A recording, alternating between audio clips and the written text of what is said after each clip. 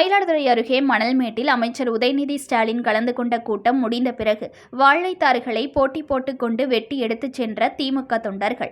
மயிலாடுதுறை மாவட்டம் மணல்மேட்டில் புதிதாக அமைக்கப்பட்டுள்ள முன்னாள் முதல்வர் கலைஞர் கருணாநிதியின் திருவுருவ வெண்கல சிலையினை இளைஞர் நலன் மற்றும் விளையாட்டுத்துறை அமைச்சர் உதயநிதி ஸ்டாலின் திறந்து வைத்து பேசினார். இதில் அமைச்சர்கள் அன்பில் மகேஷ் பொய்யாமொழி, மெய்யநாதன், அரசு கொறடா கோவி செல்லியன், மயிலாடுதுறை மாவட்ட செயலாளர் நிவேதா முருகன் எம்எல்ஏ, சீர்காழி எம்எல்ஏ பன்னீர்செல்வம் உள்ளிட்ட திமுக நிர்வாகிகள், தொண்டர்கள் என ஆயிரக்கணக்கானோர் பங்கேற்றனர். அமைச்சர் உதயநிதி ஸ்டாலினை வரவேற்கும் விதமாக சாலையில் இரு புறங்களிலும் வாழைத்தாருடன் மரங்கள் கட்டியும் வரவேற்பு அளிக்கப்பட்டது.